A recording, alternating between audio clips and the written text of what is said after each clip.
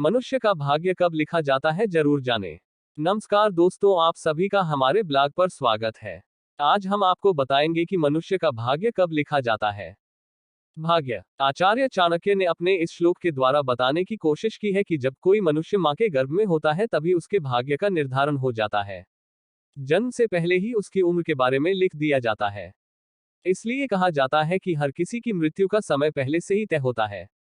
दोस्तों, इस दुनिया में दो किस्म के लोग मौजूद है। पहले वो जो कि आस्तिक होते हैं, अर्थात ईश्वर की सत्ता पर विश्वास करते हैं, ऐसे लोग भाग्य पर भी विश्वास करते हैं। लेकिन कुछ लोग ऐसे होते हैं जो कि नास्तिक होते हैं, अर्थात वो ईश्वर पर विश्वास नहीं करते हैं। ऐसे लोग भाग्य पर भी विश्वास नहीं करते हैं। दोस्तों, यदि देखा जाए तो सब कुछ ईश्वर के द्वारा पहले से ही निर्धारित होता है। जब बच्चा धरती पर जन्म लेता है तो उसके जन्म से पूर्व ही उसके भाग्य का निर्धारण ईश्वर द्वारा कर दिया जाता है। ऐसे में कुछ लोग ये कहेंगे कि जब सब कुछ हमारे भाग्य में पहले से ही निर्धारित है तो हमें कर्म करने की क्या आवश्यकता है। तो दोस्तों, मैं आपको बता दूं कि कर्म करना बहुत जरूरी है, क्योंकि जो हम कर्म करते हैं इसी कर्म के आधार पर हमारा अगला जन्म निर्धारित होता है। आज हम इसी के बारे में आपको विस्तार से जानकारी देंगे। मनुष्य का भाग्य कब लिखा जाता है। दोस्तों, आपने श्री कृष्णा धारावाहिक जरूर देखा होगा। कंस की मृत्यु की आकाशवाणी पहले ही हो चुकी थी, जिसमें कहा गया था कि देवकी के गर्भ से स्वयं भगवान जन्म लेंगे, जो कि देवकी का 8वां संतान होगा और उसी के हाथों कंस का वध होगा। भविष्यवाणी के अनुसार देवकी के गर्भ से श्री कृष्ण ने अवतार लिया था और इन्होंने नियति द्वारा निर्धारित समय पर कंस का वध भी किया और अपने माता पिता को कारागार से मुक्त भी करवाया। तो दोस्तों, ये सब कुछ पहले से ही निर्धारित था। दोस्तों, जो भी मनुष्य इस धरती पर जन्म लेता है उसका भाग्य सब कुछ विधाता द्वारा पहले से निर्धारित कर दिया जाता है। जैसे कि शिशु का जन्म कब, कहां तथा कैसे होगा, उसके जीवन में क्या क्या घटनाएं घटित होगी, उसका विवाह कब, कहां तथा कैसे होगा और किससे होगा, बच्चा अपने जीवन में कितना कमाएगा और कितनी प्रॉपर्टी बनाएगा, बच्चे की मृत्यु कब, कहां तथा कैसे होगी, ये सब कुछ पहले से ही निर्धारित होता है।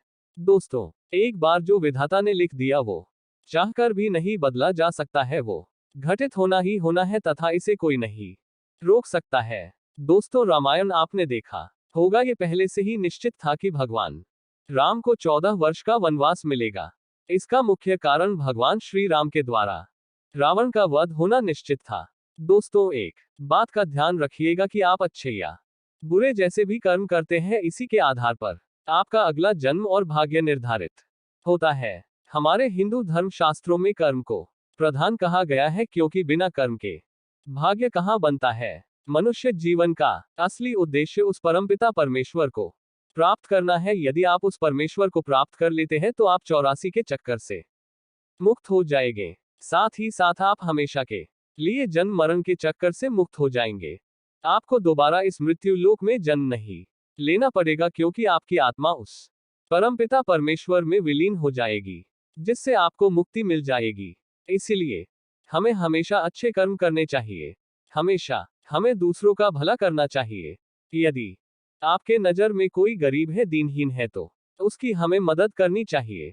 ब्राह्मण और साधुजनों का हमें आदर सत्कार करना चाहिए। हमेशा हमें ईश्वर की पूजा करनी चाहिए। उसका प्रतिदिन हमें सुमिरन करना चाहिए, जिससे ये हमारा मानव जीवन सफल हो सके। लेकिन एक बात ध्यान रखिएगा, यदि आप बुरे कर्म करते हैं, लोगों को सताते हैं या लोगों को आप परेशान कर रहे हैं, तो आपको उसकी सजा इसी जन्म में भोगना पड़ेगा। हमारे चैनल भारत भक्ति सागर चैनल को जरूर सब्सक्राइब करें। और मैं आशा करता हूं कि हमारे द्वारा दी गई जानकारी आप सभी को बहुत ज्यादा पसंद आई होगी। हमारे इस पोस्ट को अपने फेसबुक, व्हाट्सएप, इंस्टाग्राम पर जरूर शेयर करें। आप हमारे ब्लॉग को जरूर सब्सक्राइब करें, जिससे हमारे लेटेस्ट पोस्ट की नोटिफिकेशन आपको तत्काल मिल सके। धन्यवाद। आप सभी को हमारी तरफ से शुभ रात्रि।